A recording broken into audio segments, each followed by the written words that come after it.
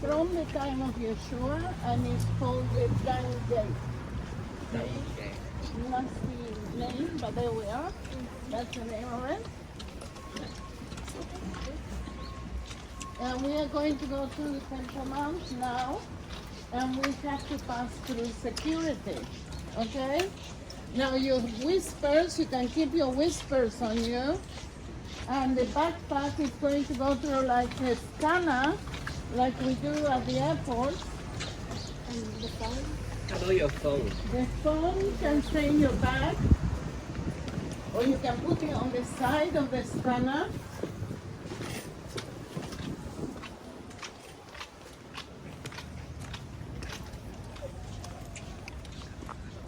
We're going to be here later on during the day. Let me wait for everybody, okay?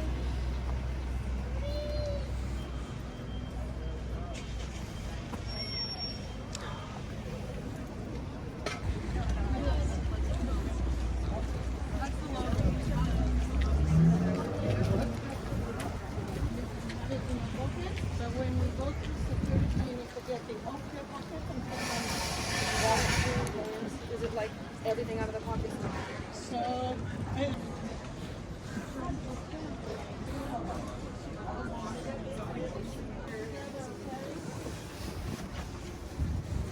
So the water could be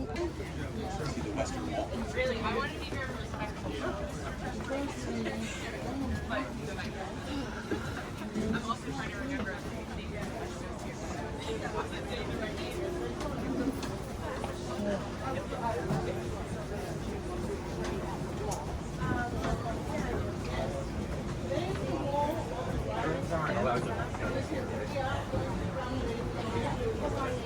Today or tomorrow?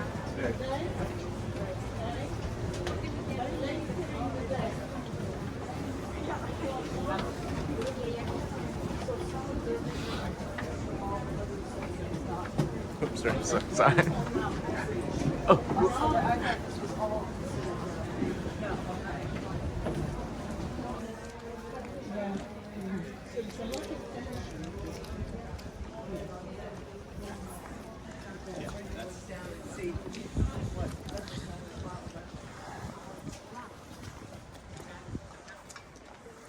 okay.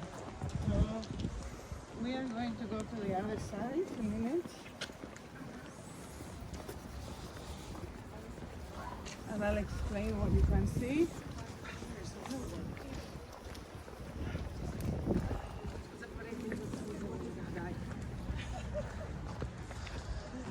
These stones are from what time? Muslim period. So they were the ones that restored all this area. As you can see, now there is a massive platform here. And this is a platform that Herod the Great built 2,000 years ago. So that would be. Yeah, pretty amazing. So they have the Mount Moriah. Yeah.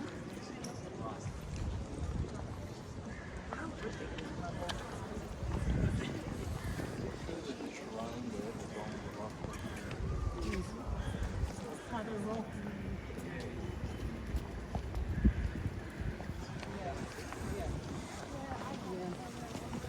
There, very good.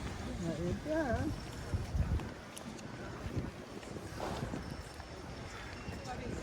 Okay.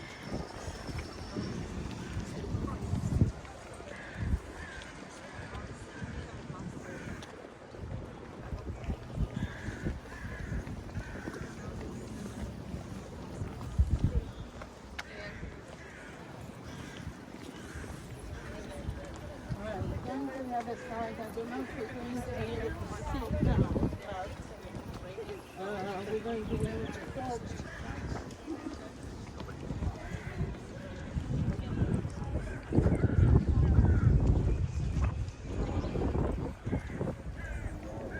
And if I can have you all in front of me, then I'm going to be able to point out what I want to point out. And we have under the Temple Mount, Mount Moriah. Okay, so it's a mountain where the first temple of Solomon was, where the second temple of Zerubbabel was, and then Herod the Great replaced the temple of Zerubbabel and built the second temple. The second temple is actually Herod's temple, and it is the temple that was here 2,000 years ago, the temple that Yeshua was in. Okay? Now, is anything left of that temple? No. Who can tell me why nothing is left of the temple? Because Yeshua prophesied this, and then what happened? The Romans destroyed it. They took the stone, and not one stone on top of another was left of the temple. Then we have the Muslim invasion into the land in 638 AD, and the guy that came here to Jerusalem wasn't Muhammad. Muhammad was already completely dead, okay? And his follower Omar came in 638 AD and looked for the Temple Mount, because the Quran mentions the Temple Mount where the Jewish temple was, okay? Now today the Muslims will say to you that the Jewish temple was never here. Of course, it's a complete lie, even by their own writings, okay? Anyway, so Omar comes here and he asks a person to show him where the Jewish temple was. And he asked, this person was called Akhbar. Say it with me. Akhbar. Akhbar in Hebrew means a rat. Okay? So the rat told Omar where the temple was, and he came here, he cleared up the area, and then the Muslims built that building over there in 695 AD that is called the Dome of the Rock. Why the Dome of the Rock? Because there's a rock sticking out there, and it is actually like a shrine on the rock. And according to Jewish tradition, as I it is the place where Abraham nearly sacrificed his son. Which son? Isaac. Yitzchak, okay? Isaac. But the Muslims say, no way, Jose. That is the wrong interpretation, because the first son was Ishmael, wasn't Isaac. So the Muslims are saying, no. Abraham nearly sacrificed his son Ishmael, okay? And that's what they say regarding the Dome of the Rock. Is that in the Quran? In the Quran, yes, unfortunately. According to Islam, the Quran came to sort out the lies of the Bible. Okay? It's all upside down, this thing, yeah. But the Quran says to believe the gospel in Injil, right? So how do they reconcile that? Okay, they can't reconcile many things that they say, okay, because according to Islam, they themselves say that Allah is a deceiver. Now we know from the scriptures who is the deceiver. They say that in the So Quran. here we are, okay, nevertheless, okay, we leave it there. So 695 AD, they built the Dome of the Rock. It's still standing today. But remember that the Temple Mount is a mountain, yeah? The Dome of the Rock is really sitting on top of that mountain, and it's very stable. But then, when it's a mountain, it's like this, right? And Herod the Great had to build a platform. So how do you build a platform on a mountain? You have to make arches to hold the rest of the platform. So underneath that building over there are massive arches to actually keep it stable. That building is a mosque, is the third holiest site of Islam. It's not this? Not that one. It's Al-Aqsa Mosque. I used to call it Alaska because I don't pronounce it. But it is Al-Aqsa Mosque, okay? And that was built in 705 AD. And every time there is an earthquake, because it's actually on arches, the whole thing collapses. So this thing have collapsed 3 times, Really? and they rebuild it. I think God is trying to tell them something. I don't know. What do you think? Okay. But is that a mosque too? That is a shrine. It's not a mosque, but they use it as a mosque for the women, so women can go inside and sit there. Oh, women can't go into the They do, but not in the same place as the men, okay? So they have to be separated. Anyway, so we have these 2 sites on the Temple Mount. This was actually the Temple Mount that Herod the Great built, okay? And we have a mosques here, the 3rd holiest site of Islam, for more than 1,300 years. When did Israel conquer this place? In 1967. We nearly blew up the Dome of the Rock, and then we couldn't do it, yeah? We gave it back to the Muslims. In 1994, we signed a peace treaty with Jordan. Do you remember that peace treaty? Yeah. In that peace treaty, Israel signed to have peace, that this Temple Mount need to stay in the hands of the Muslims, and Israel agreed to it.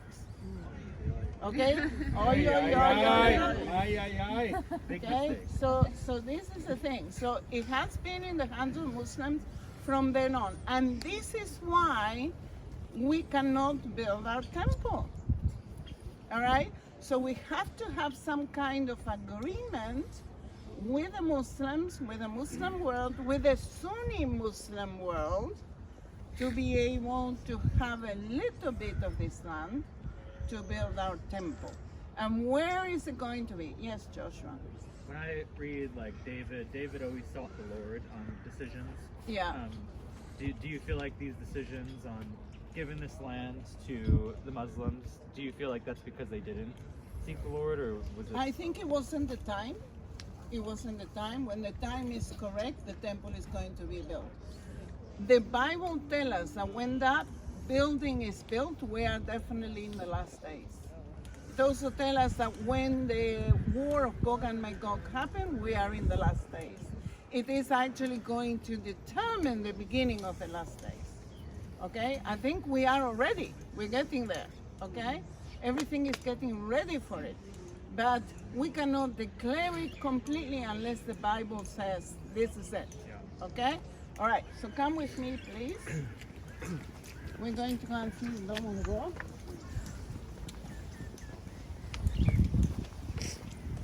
Sonia, can we still see the temple of Zerubbabel? No. It's not here anymore. It was replaced by Herod's temple. So no remake. And that's not here anymore either. And why would someone call? So when it's tracing so many words in Hebrew, words in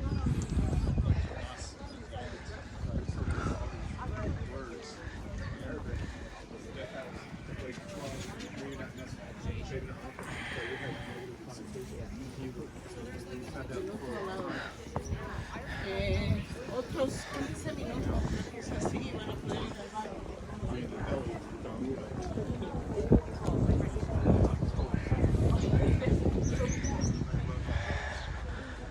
Pastor one time said, the devil has all the instructions, but none of the wisdom. So that's beautiful. Ok, del otro lado hay baños. Pepa tiene que venir por acá, ¿ves? Con nosotros, que no se me pierda.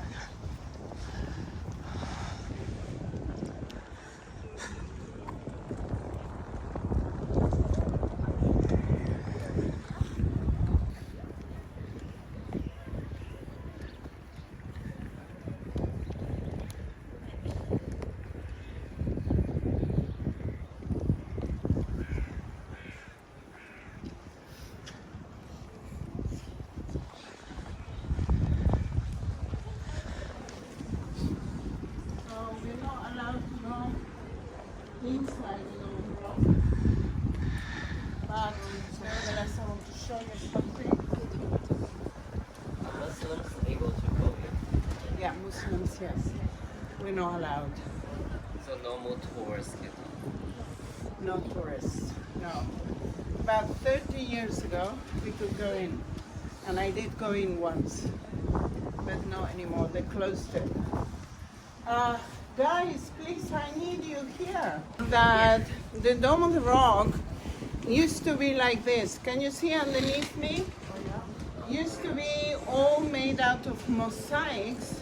And look how beautiful it is. Can you see that there's golden mosaics on it? This is actually pure gold. Wow. Okay, so the mosaics made with gold. And it was actually covered like this all around. But then in the passage of time, they realized that that is extremely expensive to maintain. So they decided to change it to big tiles, color blue or green. Okay? So it has changed in the passage of time, but because they're on top of the mountain, it's quite stable. And therefore, these buildings have not collapsed at all. Okay, so come with me.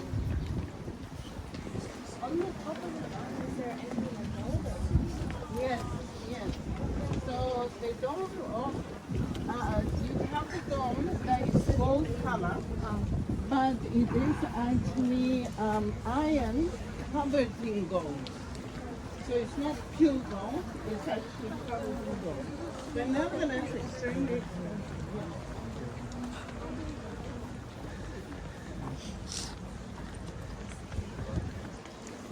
So the father of King Hussein, that is today in Jordan, is the one that paid for it.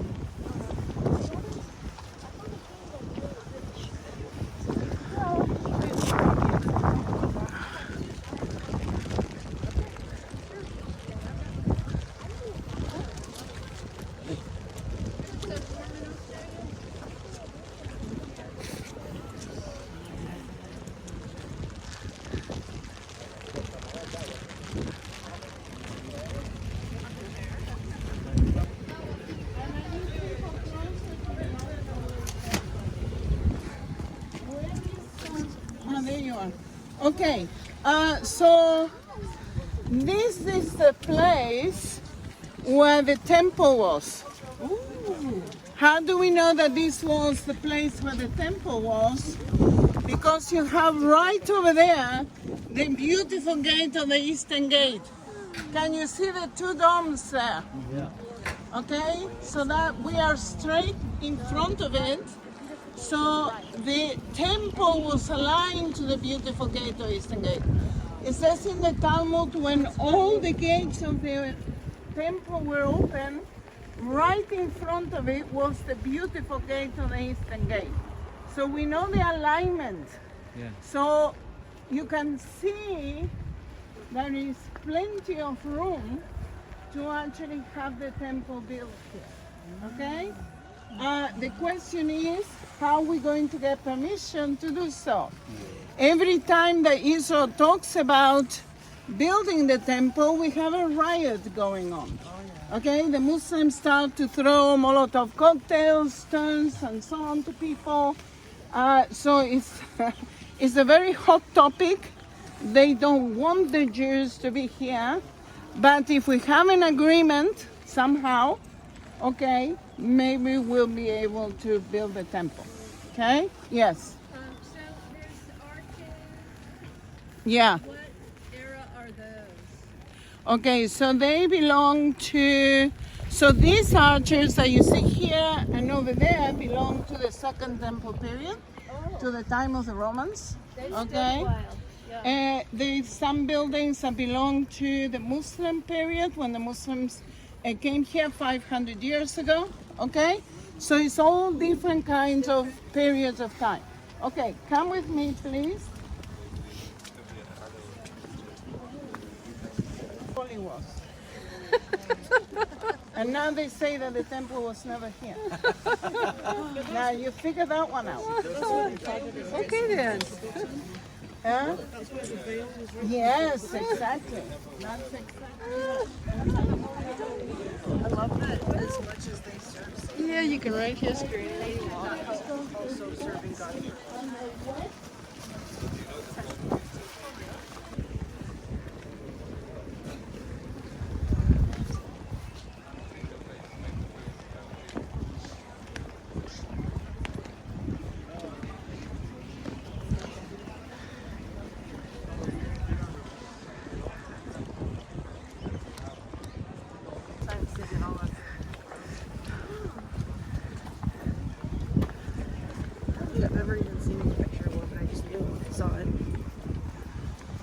I must have seen a drawing or something.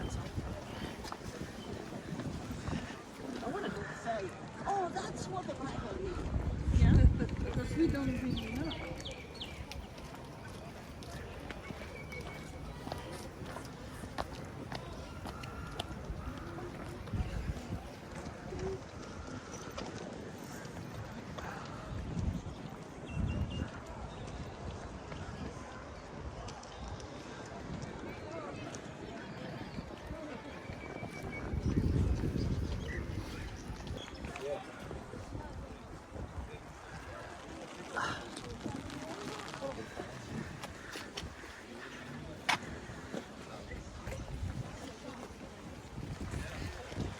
Please come back.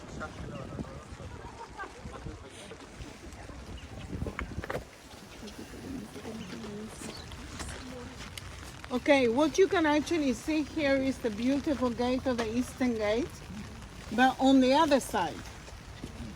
And remember that Suleiman the Magnificent, who was not so magnificent, Always actually closed this gate. And what does he do with the gate as well? Okay, so Muslims know that the Messiah needs to go through this gate to go to the temple. So they've done everything humanly possible to try and stop Yeshua going through it. Now, I'm going to ask you a question. If Yeshua is going to come and put his feet on the Mount of Olives and there's going to be a massive earthquake, do you think this is going to stop him going through? No way, Jose. No way, Jose. But you can actually see what they're doing, okay? This is the gate that Yeshua went through when he went with his donkey, and he was right in front of the temple, okay? And they were singing Hosanna, Hosanna to the Son of David. Okay, what they were saying is Hosanna, Hosanna, Son of David. They were saying, save us, Son of David. That's what they were saying, yeah? Why save us? Save us from what? The Roman occupation. And why they were saying to him, Son of David? Because they were declaring him to be the Messiah, the deliverer of Israel. Yeah? And this is why they were saying, save us, Son of David. The understanding of salvation that we have as Christians is different to what they understood 2,000 years ago. Remember we were talking about that? Okay? This is the place where Peter, I think it was, or was it Paul, that there was somebody in the gate and he was a paralytic, and he said to him, I do not have money, but what I have, it was Peter, but I give you what I have. And he actually lifted him up and actually made him, healed him, okay? This is the gate. So many things happen in this gate. Okay, so let's go and hide somewhere. Take it.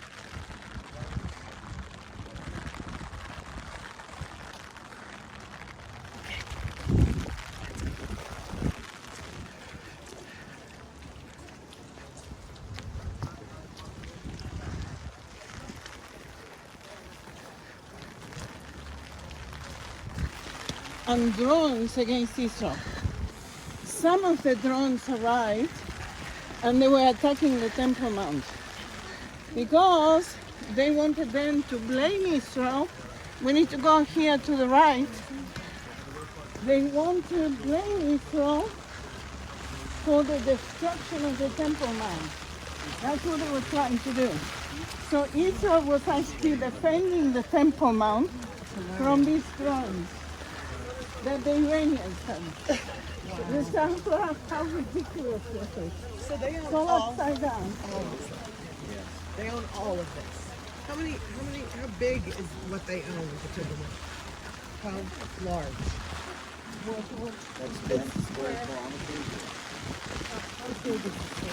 So it's about 500 yards by 400 yards. It's a more or less, it's a rectangular shape.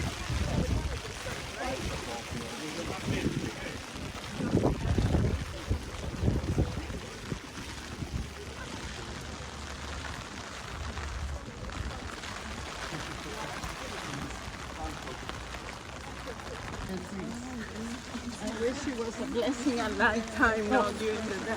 100%.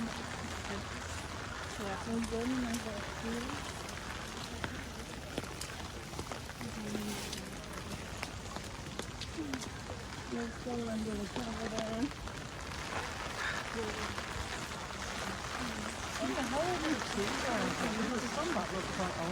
Yeah, this has hundreds. This one is going to kill us hundreds of years old.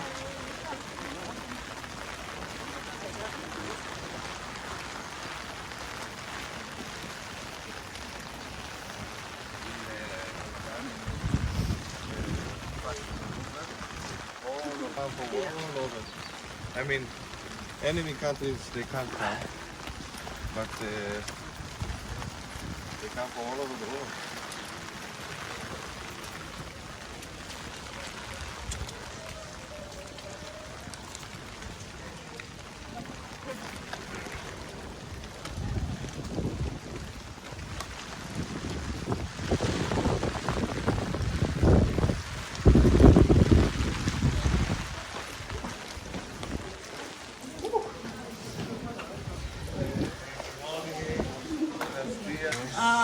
Beginning of June, then that's a good time. Not too hot, not too cold. It doesn't rain, but winter is a rainy winter.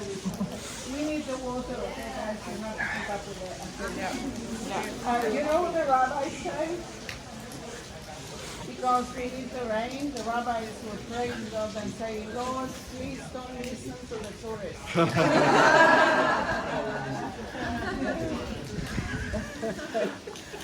So, anyway.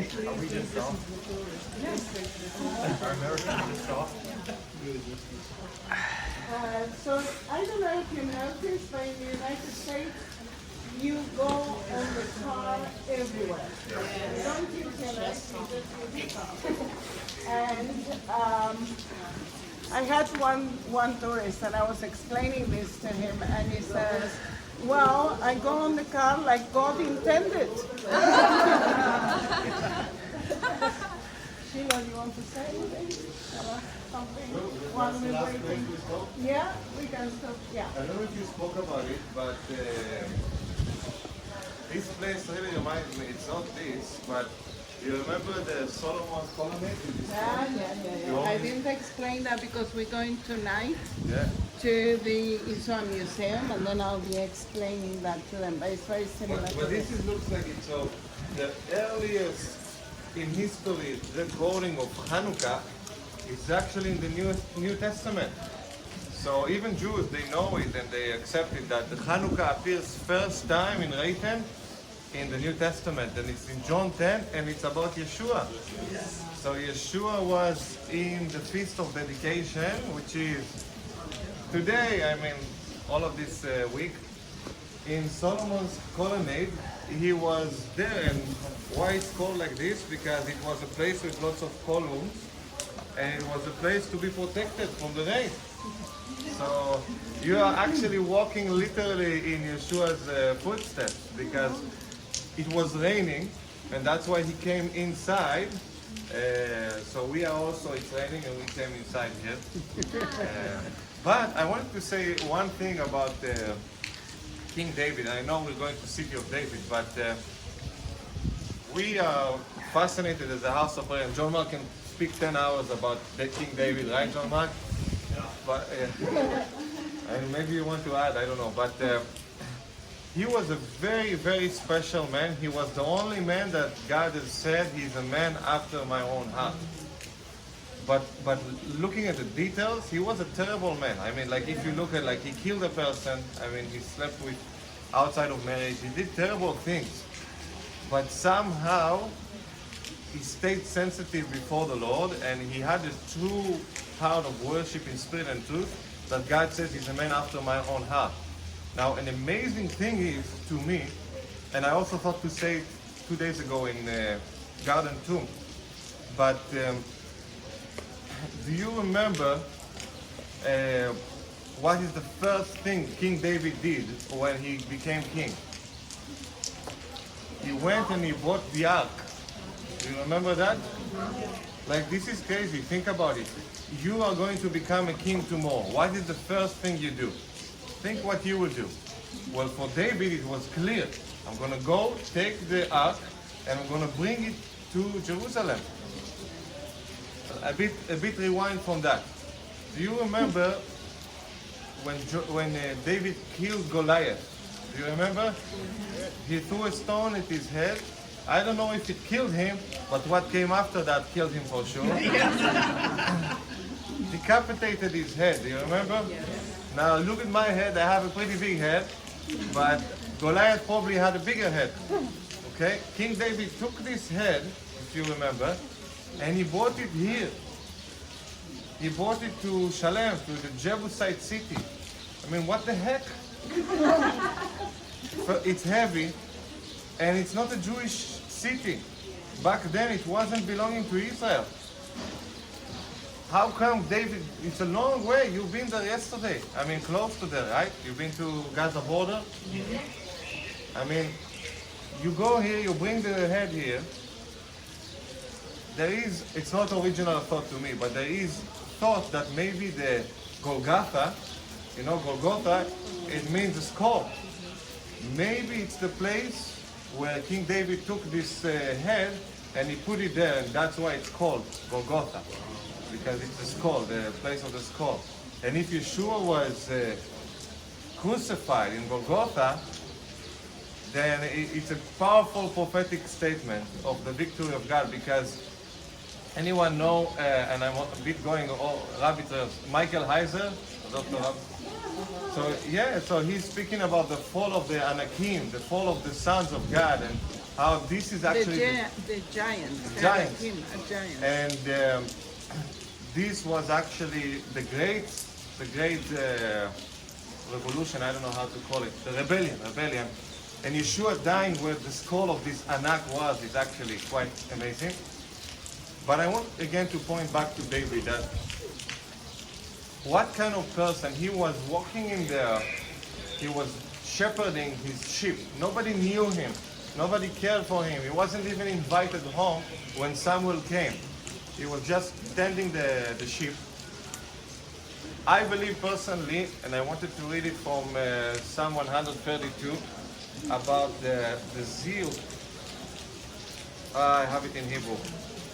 Let me do it. One moment. Psalm 132 says, "Remember, O Lord, in David's favor, all the hardships he endured, how he swore to the Lord and vowed to the mighty one of Jacob, I will not enter my house or get into my bed. I will not give sleep to my eyes or slumber to my eyelids until I find a place for the Lord, a dwelling place for the mighty one of Jacob. Behold, we heard of it in Ephratah. We found it in the fields of Yaar." And it continues. Now, I want to make a point that I believe when King David was shepherding his sheep, how did he know where to bring the ark from? It was in the house of Obed-Edom. Obed-Edom. Okay, Obed-Edom, I believe one of the times he was shepherding in Ephratah, in Yaar, Kiryat Yarim, it's where that was. He stumbled onto this house and he saw the Ark of the Covenant, and the Lord has spoken to him that one day he needs to bring this. And there's a lot that we don't see in the Bible. For example, there was one time David was fleeing after he ate from the bread of the priest, remember? And then he went to Samuel for a few days. And then the story continues from there. What happened in these few days? I don't know, but it's fascinating to me to think and to try to imagine. I believe David received his vision in these days, in the days that he was in the fields, and that's the only explanation why the first thing you do as a king is to bring the Ark of the Covenant from Obed-Edom's house back to where it's supposed to be, on this mountain. And that's why he brings the skull of a giant all the way to a Jebusite city. It doesn't make sense. King David was a man after God's own heart. He was close to his heart. He knew what was the desires and will of God. And I think we should be the same. We should be like, I will not rest until I see a dwelling place for the Lord. And I guess that was a little bit scattered So Where is the ark now? maybe in Ethiopia people think there is a church there that they say it's there. Some people say it's below, right? There is tunnels. All of this mountain is like a Swiss cheese. There is a lot of holes, there is a lot of tunnels, and actually, you've been to Christchurch yet? I don't know. There is a tunnel from Christchurch going all the way here. Did you know that? It's crazy, but it's blocked in the middle. But some people believe it's down there. Some people believe it's in the Archeon of the Vatican. Nobody knows. Maybe Sonia knows. So let me explain to you a little bit regarding the research that was done as to where the Ark of the Covenant might be, okay? So first of all, you need to know that when Solomon actually built the temple, before he actually built up, he built down. 3,000 years ago was the time of the pyramids, the time of the secret rooms, the time of the labyrinth, yeah? And he knew that if the temple ever gets attacked, they need to hide the treasures of the temple somewhere.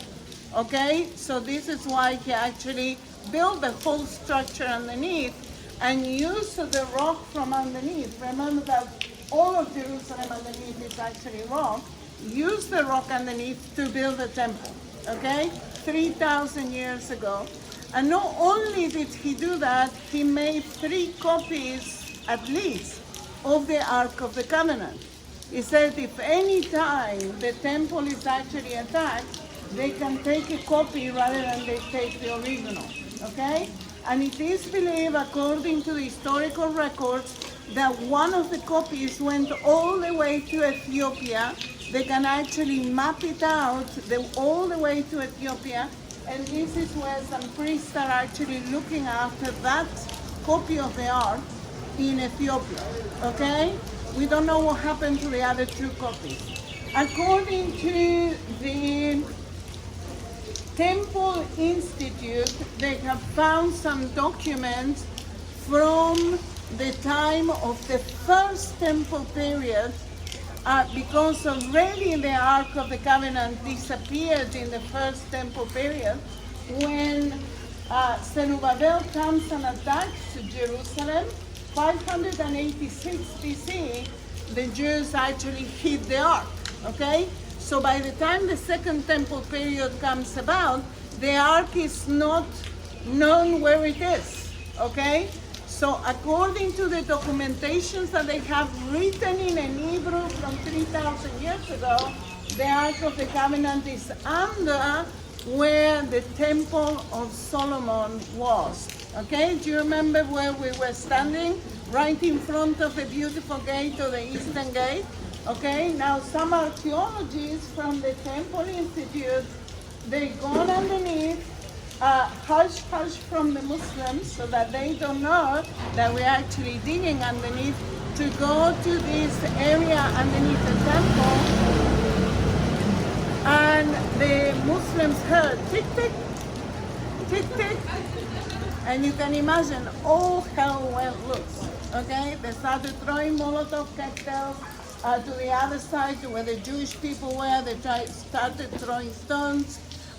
In parliament, in the Israeli parliament, we have 20% Muslim there, and they were on the feasts with the Israeli Jews in parliament, okay? It was a big mess. And what do the Muslims do? They got a tank of cement, and they pour the tank of cement where these people were digging, so that the hole where they were trying to get to the place of the description, okay, they couldn't get there. They just blocked it with a tank of cement, okay? And that was the last of Israel trying to get to the Ark of the Covenant. Now, there is another thing. The disciples already knew that the Ark of the Covenant disappeared. That was, the disciples were here in the second temple period, and they said, God has taken the Ark of the Covenant to heaven. Yeah? It could be that what they saw was actually the original ark. Remember that when Moses actually makes the Ark of the Covenant, he sees once in heaven. He's copying what he can see in heaven. Okay? So we'll see. When Yeshua comes back, he will explain to us where on earth the Ark of the Covenant is. Okay? Anyway. Yeah. I want to ask, maybe you already said it, Sonia, but I want us all to understand that where we are actually standing, because all of the world belongs to God. All of the world is holy to God, but He has chosen one land, which is Israel, right? And all of Israel belongs to God and it's holy, but He has chosen one city, and it's Jerusalem. And all of Jerusalem belongs to God, but He has chosen one mountain that is He put His name upon. And it all mitkanes, how to say, like it all goes to one place. This is the one spot, like the Holy of Holies, where God said, I will put my name on it and I will be worshipped. So you are actually standing in the epicenter of spiritual warfare. The whole spiritual warfare all over the world, mitkanes, I hope I don't know this word, but It's centralized in this exact spot where God says, this is my mountain, I will be worshipped. The enemy also knows it. He also reads the Bible. That's why he put this thing here. And all the spiritual warfare is who will be worshipped, God or Satan. And it's so sad that we cannot freely worship in this place. But one day we will be able to freely worship here.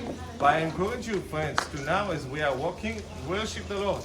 Pray, declare that He is the King, because you are standing in the epicenter of His will and His desire. There's no other mountain that He says, this is my mountain. And it's kind of amazing. I do want to declare just Psalm 132, 13 to 18. And if you know it, if you have it, you can say it with me. But we'll do it quickly. And if someone stops us, okay, we continue until... I said it on your group. Oh, okay. It's Psalm 132, and it's just the last few verses. And I will read it, and we will go right after that. If someone stops us, it's okay, we continue. Okay, 1, 2, 3. For the Lord has chosen Zion. He has desired it for His dwelling place. This is my resting place forever. Here I will dwell, for I have desired it. I will abundantly bless her provisions. I will satisfy her poor with bread. Her priests I will clothe with salvation, and her saints will shout for joy. There I will make a home spot for David.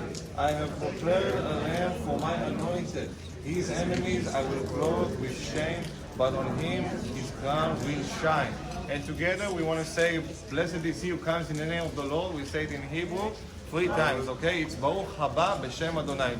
Are you ready? Let's do it. Baruch haba b'shem Adonai. Baruch haba b'shem Adonai. Baruch haba b'shem Adonai. We welcome you, Yeshua. You are the King of Kings and the Lord of Lords, and we declare that this place belongs to you. And we are longing for your return. We are waiting, and until you come, we will be preparing the way, and we will be worshiping you, fixing our eyes on you. Thank you so much that you rule and reign over any storm, over any nation. You are the King of Kings. B'shem Yeshua Mashiach. Amen. Amen. Now let's go.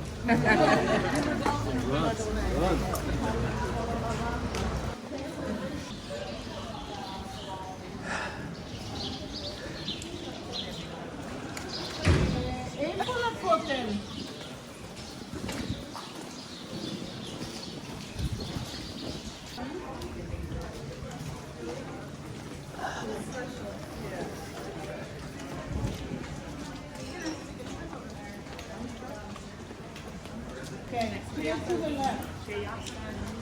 Cross over the steps are very slippery. That's the only word. One word at a time. Yeah. I just have to sing it all together. I'll follow it with another moment. But when I grew up listening to that song, they have a whole holiday album. It's like Maybe go first. traditional Baptist singing songs.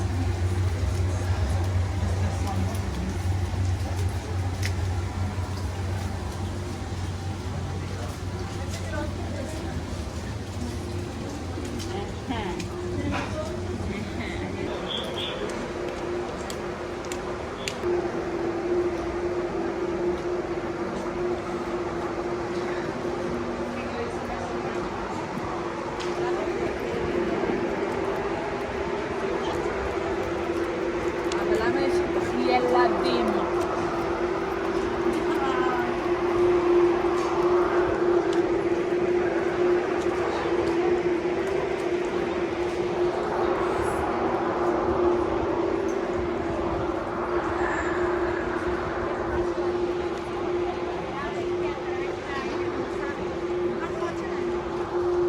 Women's bathrooms in that direction. Women's bathroom.